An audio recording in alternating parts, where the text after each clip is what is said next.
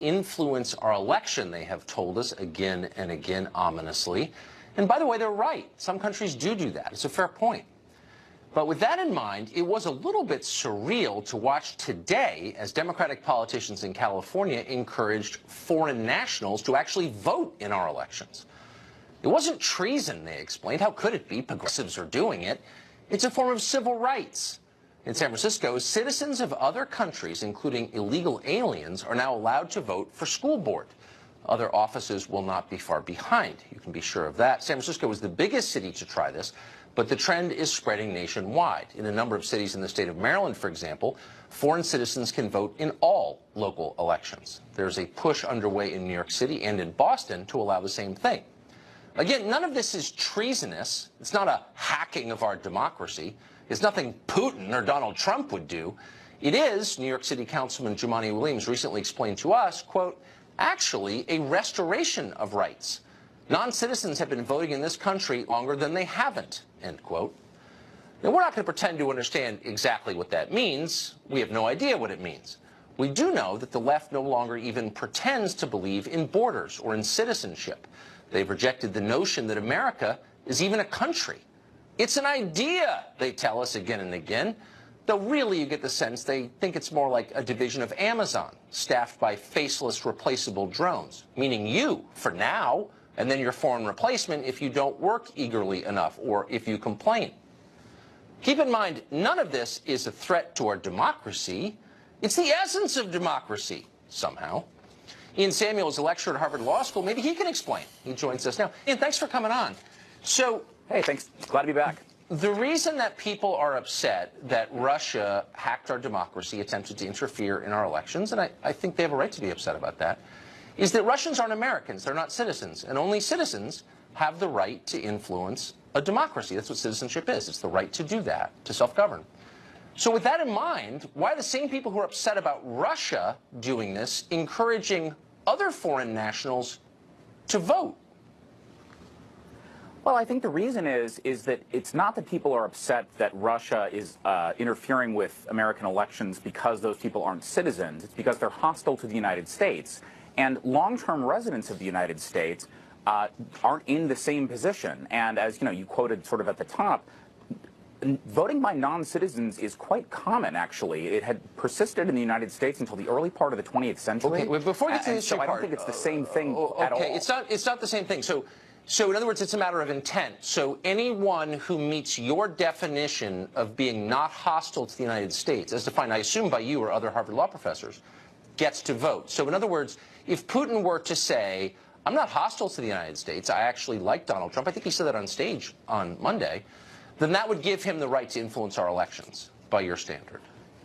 Well, the traditional test up until, I think, Arkansas was the last state to eliminate non-citizen voting in 1926. The traditional test was residency, permanent residency. And so, when Abe Lincoln was elected on the backs of lots of non-citizen voters in Illinois, which was true in the 1860 election, I don't think there was something illegitimate about that. Well, we actually can't be, wait, hold on. We actually can't be sure what was true from the 1860 election because we didn't have the capacity to survey it in the way we do now. So what's your engaging in this but we know what the law was. We know that Illinois allowed non-citizens to vote. But we don't know what percentage of them voted for Lincoln. Okay, we don't know that.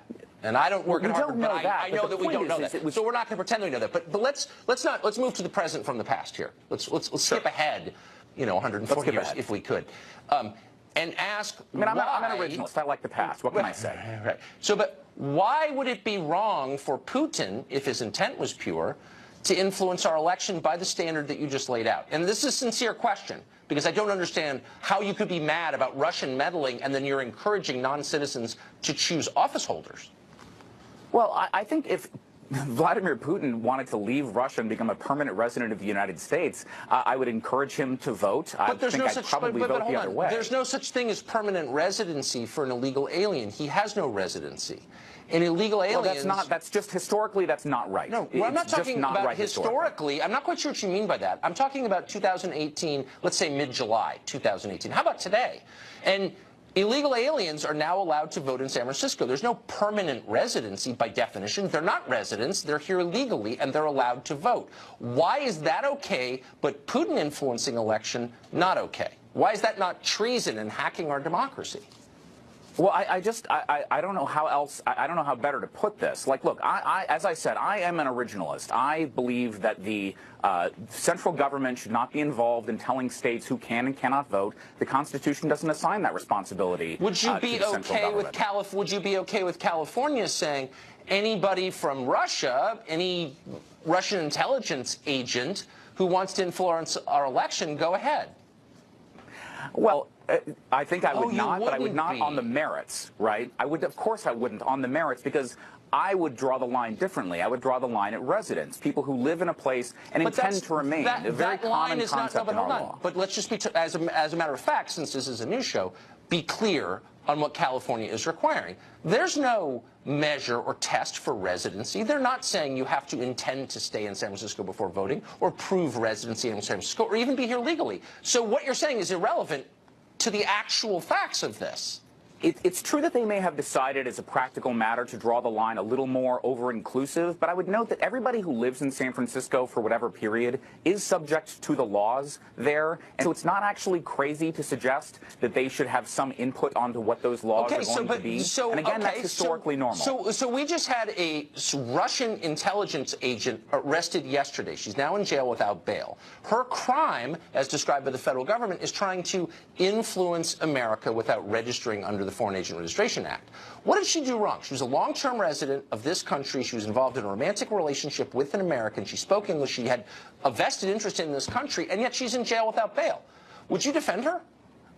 Well, I think that there's a great deal of difference between a person who is an actual spy versus a person who believes that this is where they live. No one's alleging she's a spy. Hold on. Sure. No one's alleging she's a spy.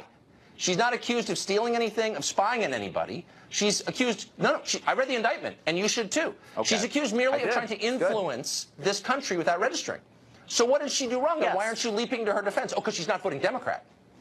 No, That's why, isn't I think as far as I know, she might. I have no idea. But what she did wrong is she violated an actual federal statute that prohibits, and perhaps that statute is unwise. But what is true is that the Constitution assigns to each state the decision to decide who is going to vote in that state's election. Beneath the statute is a principle, and you've changed the principle like 4 times. First you said they have to like the United States, but then you said, no, not really. Then you said they have to have lived here for a long time. No, not really. And now you're saying what? If you violate a law, so I'm sure you're for enforcing all federal immigration law. But you're not. I am comfortable with the idea that anybody who is subject to the laws of the United States and resides here in the ordinary sense should have an input into the political process. And so in that sense, well, then I hope you'll raise money for this woman's legal defense, because it sounds like by your standards she got railroaded.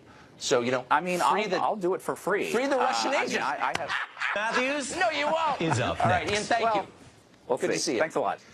Don Mr. Putin goes to Washington. His son was killed by an illegal immigrant driver. He is seeking to use a voter initiative in the state of California to reverse a law that gives driver's licenses to illegal aliens. Who joins us tonight.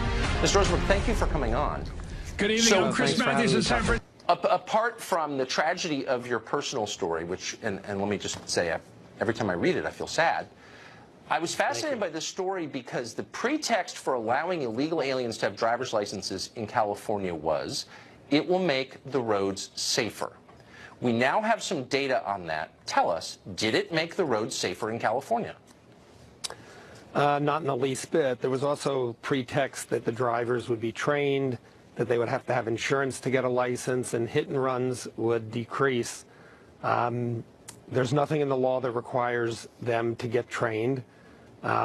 There's nothing in the law that forces them to get insurance. All you have to do is show up in a car that's insured and then go home and drive your car that isn't. Hit and runs are up in the first 2 years. I have the third-year data, but I haven't put it together yet. Hit and runs are up 26.4%. That's over 26,000 in the first 2 years, and traffic fatalities in the first 3 years are up over 16%, which is equal to about 1,200, a little over 1,200 people. So I would hardly call that the roads are safer. So actually the opposite has happened. And by the way, nationally, highway deaths are falling. As you know, the roads are safer in a lot of the country. But in California, which allows illegals to have driver's licenses, it's gotten more dangerous. Do officials in California who predicted the opposite, have they apologized? Are they concerned about this? They either don't talk to me, or one politician actually threatened me last week that I shouldn't go forward. A guy named Gil Cedillo. He used to be in the Assembly and the Senate. He's now a city council member in Los Angeles. And, Gil Cedillo threatened you. Yeah. What did he say? Well, he said you don't want, and it's in writing. I mean, it was in a story. He didn't talk to me specifically, but he just said that I shouldn't poke the hornet's nest. I'll send you the story later so you can see the exact words. What do you think he meant by that? Well, I think what he meant was that if I go forward with this, they're going to do even crazier things than they've done when it comes to illegal immigrants and their so-called rights. And I looked at it as, you're not threatening me, you're threatening the state, because every time you do something that supposedly helps illegal immigrants, it hurts everybody who lives here, who's a citizen or a legal resident. So you're not threatening me, you're threatening the whole state. It's really one of the saddest, most backward stories I've ever seen. Don Rosenberg, thank you for coming on and sharing that. It's unbelievable. I appreciate it. Thanks so much, Tucker. Appreciate it, too. Bye-bye. We have coming up exclusive reporting done by this show on a major story pertaining to the Russia investigation. Pretty amazing. That's next. Ago in this show, we broke the story of Tony Podesta's lobbying for Ukraine. Podesta, of course, is the founder of the now defunct Podesta Group, which for years was one of the biggest Democratic firms in Washington. He's also the brother of Clinton campaign chairman John Podesta. He's also a close friend and a major fundraiser for Bill and Hillary Clinton. Now, the Podesta Group, we reported, worked with Paul Manafort to lobby on behalf of Ukrainian interests in the United States without properly registering at the time under the Foreign Agent Registration Act, which is called FARA. Manafort got in big trouble for that. He's now being held in solitary confinement. He's looking at a life sentence behind bars. And Tony Podesta? Whatever happened to him? Well, tonight we can report exclusively, based on two separate sources we spoke to today, that Tony Podesta has been offered immunity by Robert Mueller to testify against Paul Manafort.